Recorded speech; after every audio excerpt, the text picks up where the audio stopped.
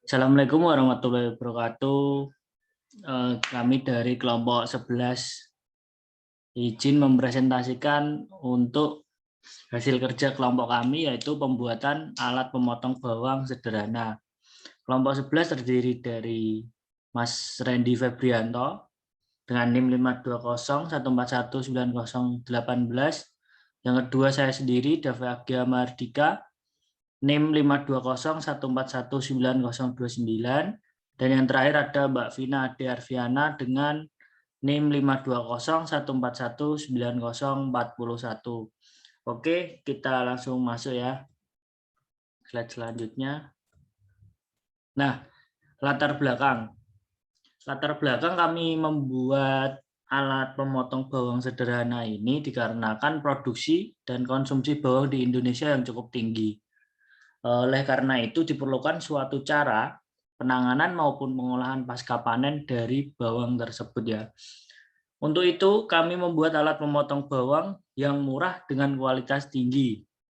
Dibutuhkan perhitungan yang matang agar terjaga keamanan, kekuatan, kenyamanan, dan yang paling penting alat tersebut bisa digunakan sesuai fungsinya ya. Kemudian diharapkan hasil dari perancangan ini dapat mempermudah usaha kecil menengah agar proses produksi tidak lagi dilakukan secara manual. Karena untuk sekarang ini ya, untuk produksi untuk usaha-usaha rumahan seperti catering masih banyak dengan menggunakan tangan ya, dan itu memerlukan waktu yang cukup lama dan menguras tenaga pastinya. Dengan alat memotong bawang ini kita harapkan mempersingkat waktu dan memperbanyak hasil yang didapatkan.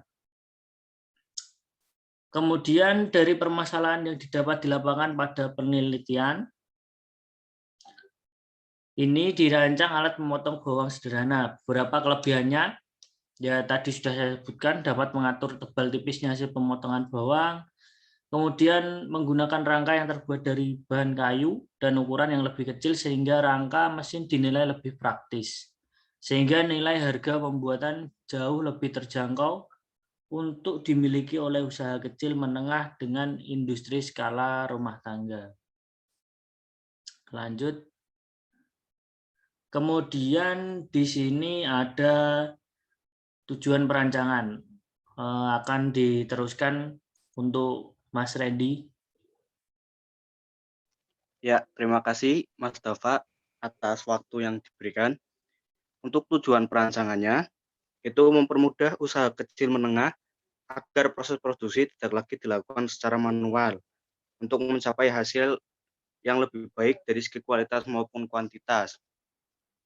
Lalu kemudian mengurangi biaya produksi dan waktu bagi masyarakat maupun pelaku usaha industri. Next. Untuk alat dan bahan, di sini kita menggunakan bor atau dinamo bekas.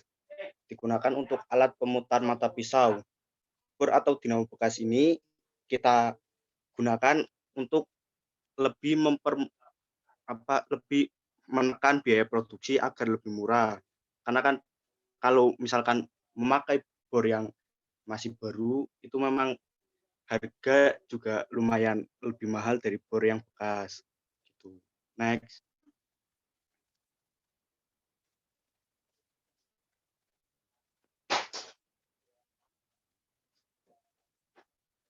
Next, Mas Dafa.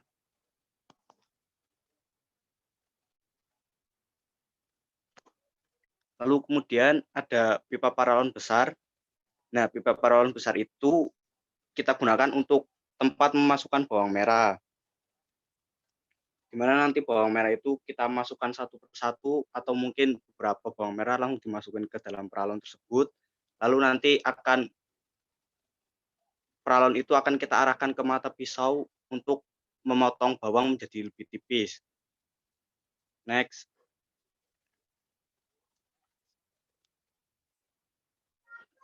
Lalu kemudian ada papan kayu untuk membuat dudukan bor berbentuk kubus. Papan kayu digunakan juga untuk menekan harga agar lebih murah. Jika kita memakai besi ataupun plat baja itu harganya akan lebih mahal. Makanya kita memakai papan kayu untuk memperingan barang yang kita buat juga. Next. Lalu ada papan kayu berbentuk lingkaran. Nah, papan kayu berbentuk lingkaran itu kita gunakan untuk dudukan mata pisau atau cutter. Next. Pisau atau mata cutter. Pisau atau mata cutter itu digunakan untuk alat pemotong bawang. Jika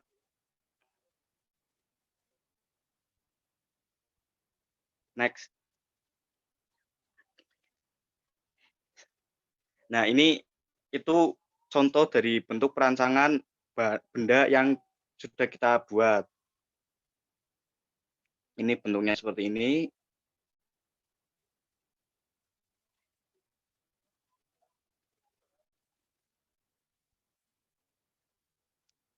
Langkah-langkah perancangan. Untuk langkah-langkah perancangan itu akan dijelaskan oleh Mbak Vina. Monggo Mbak Vina. Baik, terima kasih Mas Randy atas waktunya. Di sini saya akan menjelaskan langkah-langkah perancangan dari alat pemotong bawang ini. Yang pertama, kita buat terlebih dahulu sebuah kubus dengan menggunakan papan kayu. Kemudian papan kayu berbentuk lingkaran kita bagi menjadi 3 sudut, lalu kita buat celah menggunakan gergaji di ketiga sudut tersebut berbentuk persegi panjang dengan panjang dan lebar menyesuaikan mata pisau atau cutter. Kemudian selanjutnya kita lubangi mata pisau atau cutter tersebut menggunakan bor untuk tempat scoop. Kemudian pasang mata pisau atau cutter tersebut pada celah ketiga sudut yang tadi telah kita buat. Kemudian kita lubangi tengah papan lingkaran agar papan dapat dikaitkan dengan bor. Yang selanjutnya kita pasang bor pada papan berbentuk kubus yang telah kita buat sebelumnya. Next. Oke, selanjutnya kita pada celah antara papan lingkaran dengan bor itu, kita buat sebuah sekat agar nantinya bawang merah itu yang dipotong tidak terbang ke arah belakang. Kemudian kita lubangi sekat seukuran paralon. Selanjutnya kita pasang paralon pada lubang yang telah dibuat. Kemudian untuk mencegah potongan bawang merah berterbangan, maka kita buat sekat pada papan lingkaran. Untuk selanjutnya kita bersihkan alat yang sudah jadi tadi agar tidak ada debu atau kotoran yang masih menempel. Kemudian kita cuci papan berbentuk lingkaran dan mata pisau atau cutter tersebut sebelum kita gunakan agar terjamin kebersihannya. Next. Nah, untuk kesimpulan dari apa yang telah kita paparkan tadi, yaitu alat pemotong bawang ini merupakan alat yang digunakan untuk mempermudah dalam memotong bawang.